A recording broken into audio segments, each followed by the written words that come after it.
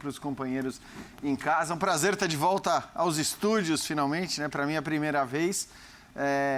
Eu acho que é o que você falou, né? Hoje o Flamengo entrava em campo para confirmar a sua classificação e confirmou sem nenhuma dificuldade, sem sofrer, sem temer que qualquer coisa pudesse dar errado, né? Com o gol do Bruno Henrique saindo, inclusive, muito cedo. Ele foi um dos destaques da partida, mas não foi o único, né? A gente precisa destacar também a incrível atuação do Everton Ribeiro e, mais uma vez, a atuação do Diego Alves, né? Um goleiro que, se não era contestado, era um goleiro que poderia até não renovar o seu contrato, né? Segundo muita gente dizia, me parece que essa possibilidade ela não existe também depois das duas partidas que o Diego fez contra o Barcelona. O Flamengo passa e passa com facilidade, como eu disse, passa sem temer em momento algum a possibilidade de eliminação. Talvez o único momento em que pareceu que as coisas poderiam se encaminhar para uma complicação tenham sido aqueles 15, 20 minutos do jogo inicial, porque depois disso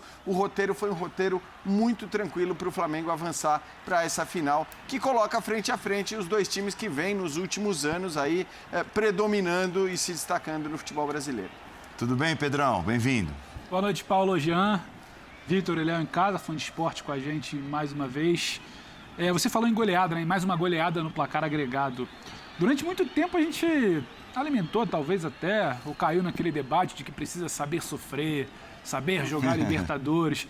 Você precisa ter time bom. Ninguém faz um 5-1 no agregado, faz um 9-2 no agregado, faz um 4-0 no agregado, passa como passa para uma final de Libertadores, como se estivesse ali jogando talvez contra um time de parte de baixo de tabela de brasileiro, ou um estadual, um torneio de pré-temporada fora do país, como agora tem todo ano. Então, assim, acho que isso para mim é o que salta mais aos olhos. Acho que a gente pode falar por que esse Barcelona chegou tanto, exigiu tanto do Diego Alves. A gente pode falar do brilho, do quão decisivo é o Bruno.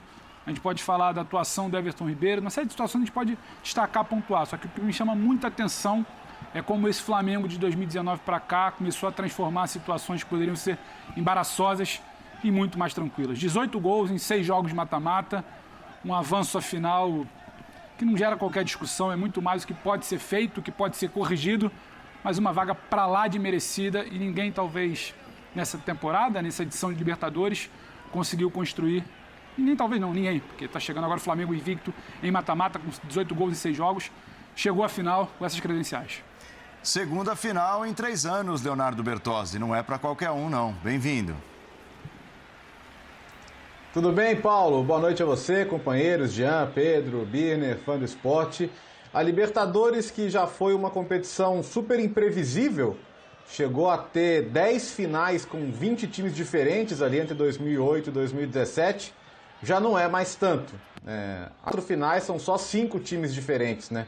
Além de Flamengo e Palmeiras, tivemos o River contra o Boca e contra o próprio Flamengo, tivemos o Santos na temporada passada, então a gente já não tem tanta diversidade, mas ao mesmo tempo acaba sendo um grande confronto, porque você está falando dos campeões das 2 últimas Libertadores, dos 3 últimos brasileiros, além de outras conquistas aí, como a Copa do Brasil do Palmeiras. Então acho que pode ser o ápice de uma rivalidade que hoje é clara e no momento em que estamos voltando aos poucos aos estádios, ela nas redes sociais ela é muito forte. Então, hoje em dia,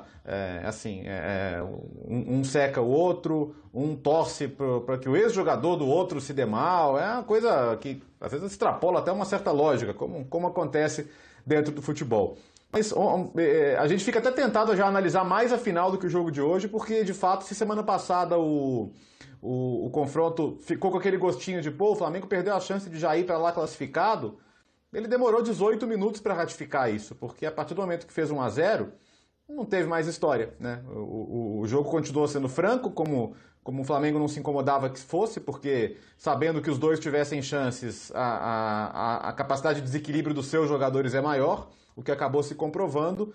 E acho que houve momentos muito interessantes para destacar. A gente vai falar com calma também do segundo gol, que é uma jogada muito bem trabalhada, desse entrosamento do quarteto que é histórico, né? Daqueles que tem uns saudosistas que acham que só existem aqueles grandes quartetos, quintetos lá nos anos 50, 60, né?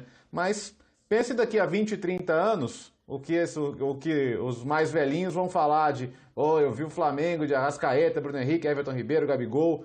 Já é um time generacional, né? E essas duas finais, além dos 2 títulos brasileiros, além do título 19, confirmam isso. E acho que o segundo gol é um exemplo muito claro, né? Quando os 4 combinam e quando eles se procuram no campo e quando eles se entendem, é muito difícil de segurar. Estratégias para uma final de 90 minutos são totalmente diferentes de um confronto de ida e volta, né? Então a gente vai pensar, a gente tem 2 meses para analisar, para ver se vai estar todo mundo em boas condições. Esperamos que sim, para que o espetáculo prevaleça, mas 2 meses do futebol são muita coisa. Então a gente tem que ter isso em mente também, qualquer projeção que a gente fizer para esse já tão aguardado 27 de novembro, Paulo. Não dá para puxar para sábado agora? Pois é. Eu acho que a questão vai ser até difícil fazer nesse momento, né, Paulo? A gente pode falar de alguns aspectos relacionados à final, evidentemente, mas projeção do jogo, eu acho que há 2 meses de distância é muita coisa. Entre outras coisas, né, Vitor Birner, teremos 2 datas FIFA. 2 datas antes da final da Libertadores, dia 27 de novembro. Boa noite, Birner. Bem-vindo.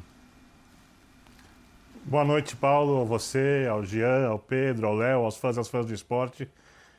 Dá uma preguiça quando você me fala em data FIFA.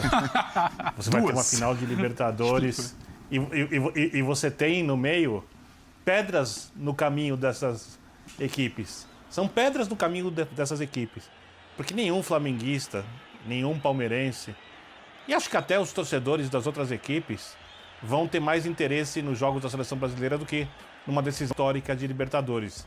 E essa decisão vai ser um tirateima, porque o Flamengo, sem dúvida nenhuma, ele, no retrospecto, sobra contra o Palmeiras.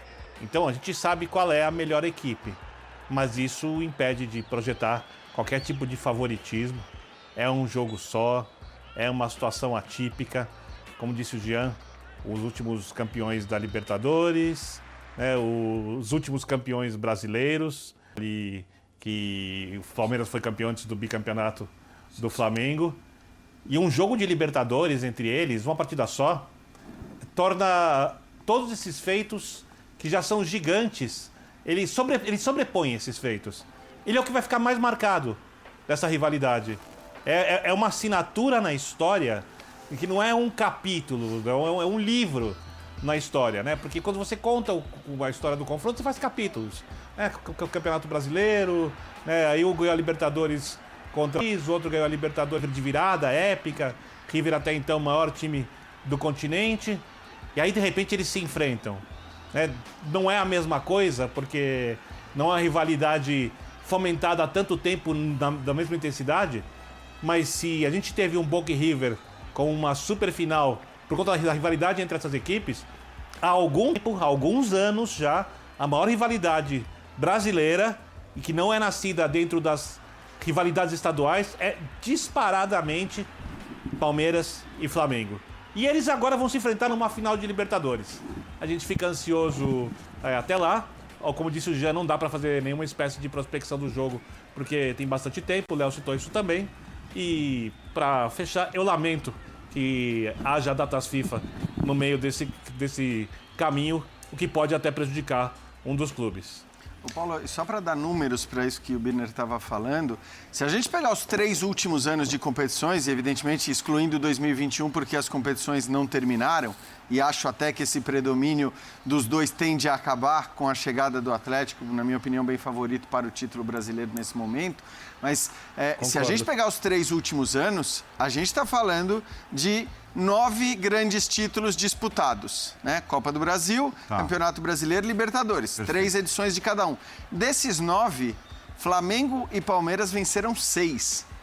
Então, é um negócio impressionante, realmente. Acho que é um número, né? É uma demonstração do predomínio que esses 2 times vêm tendo. E estamos incluindo, inclusive, no caso da Libertadores, concorrentes de fora, né? Porque nós estamos falando de 3 títulos brasileiros, de Flamengo e Palmeiras, 2 do Flamengo, 1 do Palmeiras, um título de Libertadores de cada um e um título de Copa do Brasil do Palmeiras. Então, realmente é um negócio impressionante e esse jogo, acho que num momento em que o Atlético, né, vai certamente entrar para disputar todas essas competições, esse jogo, né, essa rivalidade culmina com uma final de Libertadores. Ó, deixa eu ir a Guayaquil, tá? Porque o Pedro Henrique Torre, o nosso repórter, ele está por lá e vai trazer um pouco mais do clima antes de ir aqui com a nossa conversa, depois da espetacular classificação rubro-negra, 4-0 para Barcelona, somando ida e volta. Vamos então ao vivo ao Equador. Pedro Henrique Torre, contigo, bem-vindo. Bom, Paulo, boa noite para você, todos os amigos.